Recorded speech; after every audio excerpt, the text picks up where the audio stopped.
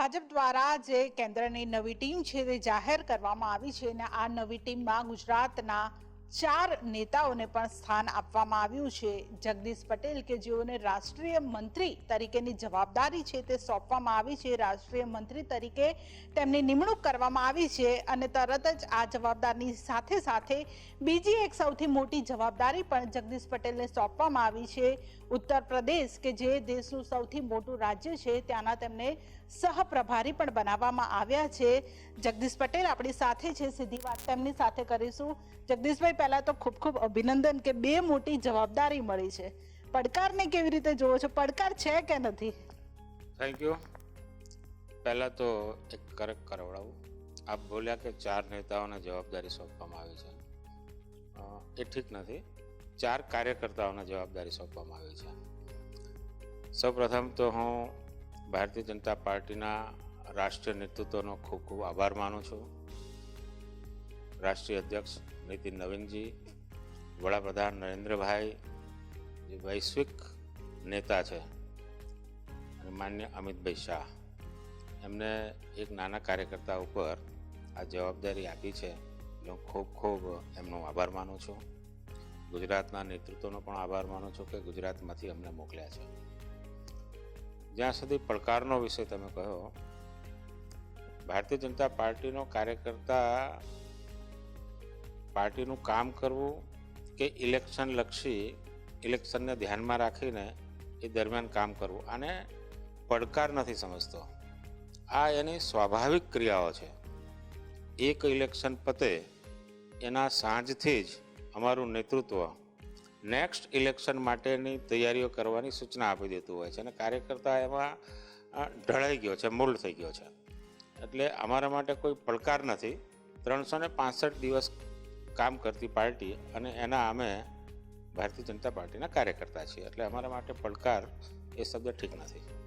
એટલે પડકાર તો નથી, પરંતુ આવતા વર્ષે હવે ચૂંટણી છે, તમને પણ જવાબદારી સોંપવામાં આવી છે, સહપ્રભારી બનાવવામાં આવ્યા છે. આમ તો તમે ઘણા લાંબા સમયથી ત્યાં ઉત્તર પ્રદેશની રાજનીતિને જાણો છો. ગુજરાતનું રાજકારણ અને ઉત્તર પ્રદેશનું રાજકારણ, ભેદભાવ તમને શું લાગે છે? 12 ગૌએ બોલી બદલાય, આ આપણે ગુજરાતમાં કહેવત છે જ. એટલે દરેક સ્ટેટની તાસીર જુદી જુદી હોય છે. ગુજરાતની તાસીર જુદી છે, યુપીની તાસીર જુદી છે.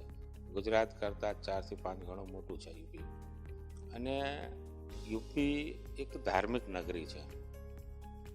ચાહે પ્રભુ રામ હોય, પ્રભુ કૃષ્ણ ભગવાન હોય કે સ્વામિનારાયણ સંપ્રદાયના ઘનશ્યામ મહારાજ હોય, બધા જ ભગવાનો ત્યાં, મહાવીર બુદ્ધ, એ બધા જ ભગવાનોની જન્મસ્થળી તપોભૂમિ એ યુપી છે. એટલે ખૂબ ધાર્મિક લોકો યુપીની અંદર છે. એટલે કામ કરવાની ખૂબ મજા આવે. જેને કહીએ કે આપણી ભારત વર્ષની પ્રકૃતિ, સંસ્કૃતિ, પરંપરા અને સભ્યતાનું દર્શન યુપીમાં થાય. એટલે કામ કરવાની ખૂબ મજા આવે. ત્યાં કામ કરવાની તો મજા આવે, પરંતુ યુપીમાં જ્યારે ઇલેક્શન હોય ત્યારે જાતિગત સમીકરણોને ખાસ ધ્યાનમાં રાખવામાં આવતા હોય છે. ત્યાં જે દલિત મેજોરિટી જોઈએ તો તે પણ વર્ગ ખૂબ મોટો છે. કોઈ ગઈ વખતે પણ 255 જેટલી સીટો ભારતીય જનતા પાર્ટી જીતી હતી.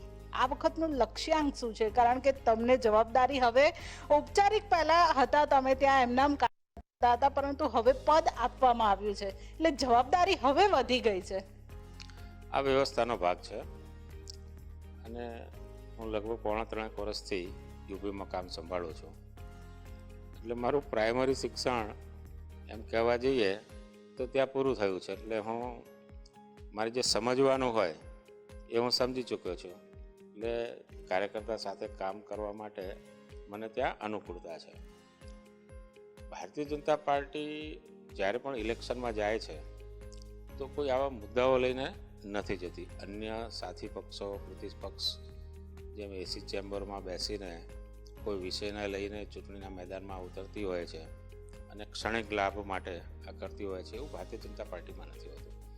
યુપીની અંદર આપ જાણો છો કે 2014 પછી આમૂલચૂલ પરિવર્તન, વિકાસ, તમે યુપીના કોઈ પણ ખૂણે ઊભા રહો તો તમને સામે દ્રષ્ટિમાન થશે કે વિકાસ થયો છે.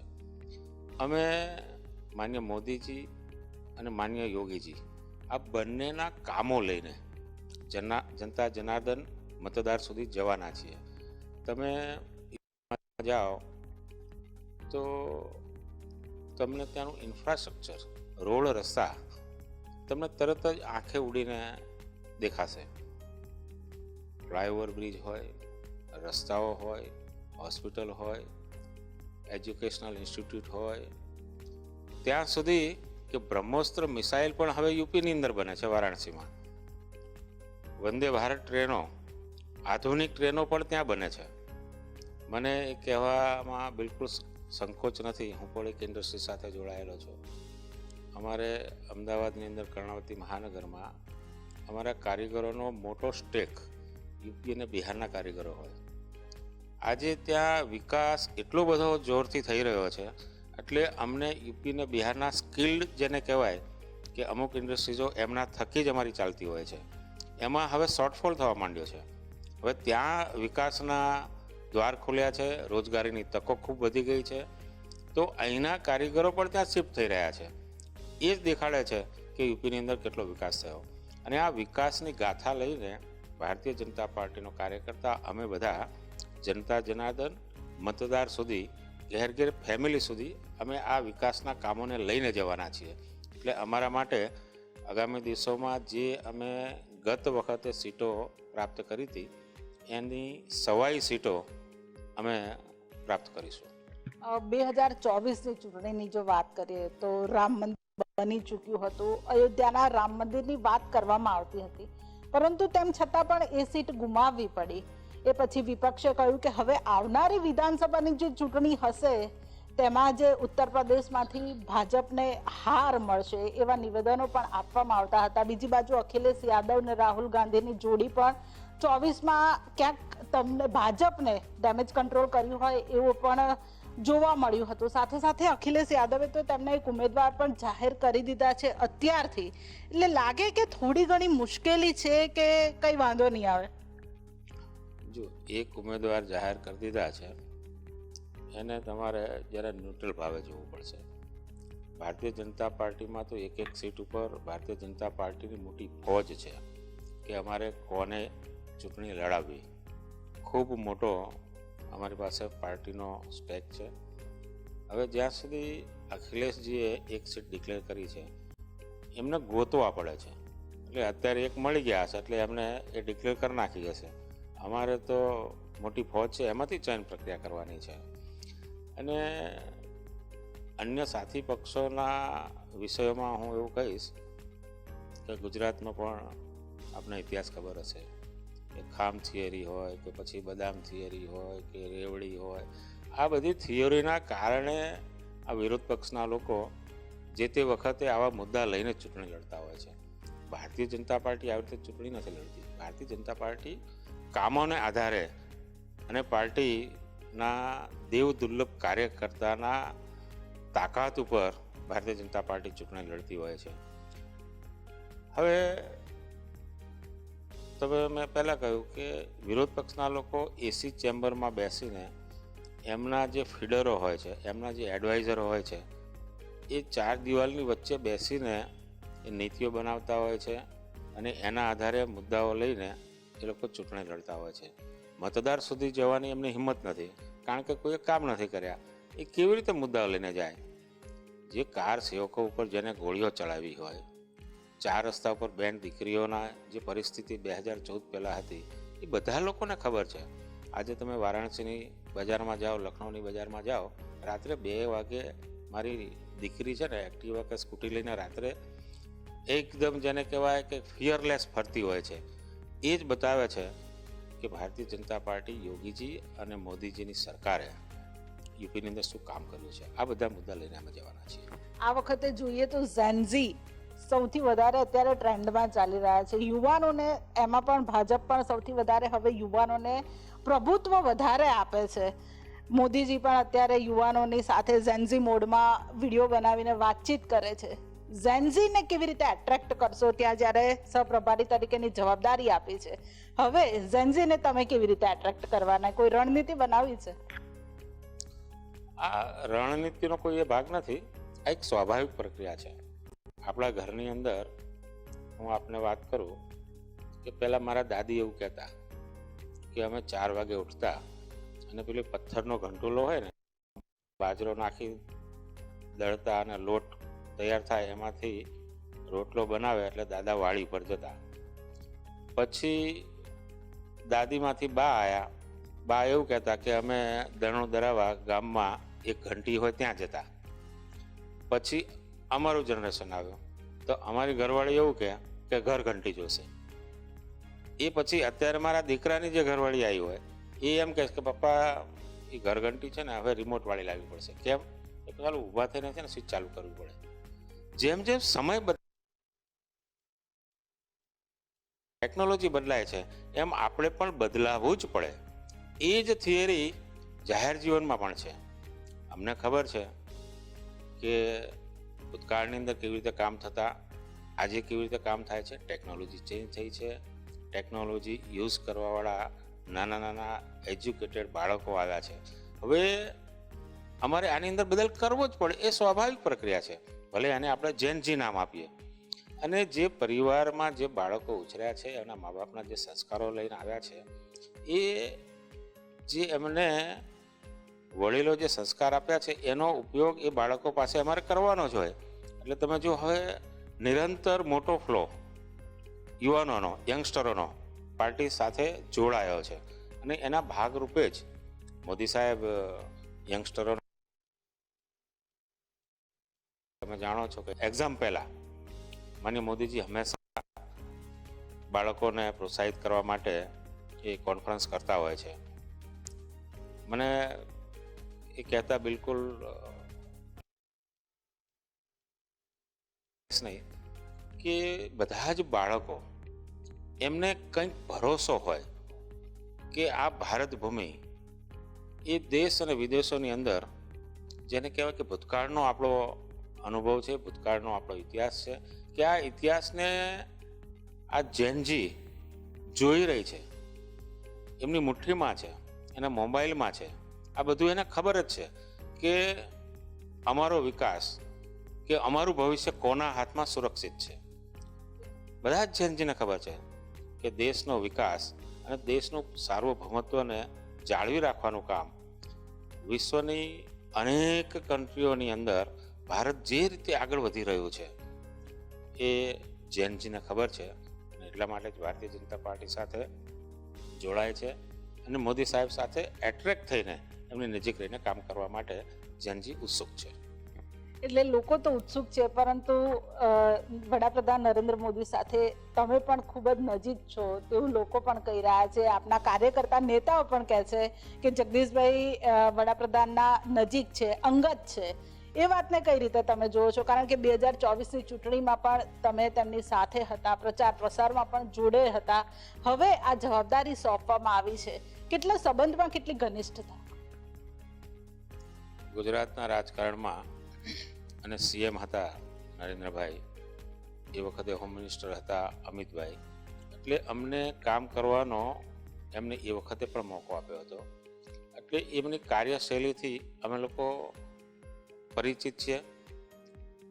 ગુજરાતનું રોલ મોડલ આખા હિન્દુસ્તાનભરમાં અત્યારે અમે લઈ જઈ રહ્યા છીએ. હમણાં જ નજીકના ભૂતકાળમાં બંગાળનું ઇલેક્શન થયું.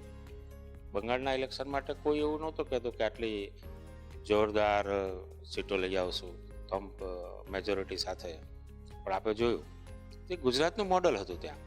તો ગુજરાતની અંદર જ્યારે નરેન્દ્રભાઈ અને અમિતભાઈ અમારી પાસે જ્યારે કામ લેતા, અમને જે કામ શીખવાડ્યું છે એ જ ભાથું, એ જ રોલ મોડલ લઈને આજે અમે યુપીની અંદર એમની દિશા દ્રષ્ટિથી, એમની દીર્ઘ દ્રષ્ટિથી અને એમને સૂચવેલા કામો અને કાર્ય પદ્ધતિના અનુભવના લાભના આધારે અમે ત્યાં કામ કરવાના છીએ. ભારતીય જનતા પાર્ટીનો આટલો મોટો 10 કરોડથી પણ વધારે જેને કહેવાય કે રજિસ્ટર્ડ કાર્યકર્તા છે, નોંધાયેલા કાર્યકર્તા છે, જે બૂથ સુધી વિસ્તરેલા છે. આ બધા જ કાર્યકર્તા માનનીય મોદીજીની નજીક છે. એ જ રીતે હું પણ સાહેબની સાથે એ જ કાર્યકર્તા ભાવે જોડાયેલો છું. કોઈ યાદગાર મુલાકાત, કોઈ યાદગાર એવો કિસ્સો ખરો વડાપ્રધાનની સાથે તમારો? સાહેબ પ્રચારક હતા ત્યારથી કે આજે વિશ્વના સૌથી મોટા લોકપ્રિય નેતા નરેન્દ્રભાઈ, અનેક વખત એમના માર્ગદર્શન પ્રાપ્ત કરવાનો મોકો મળ્યો છે.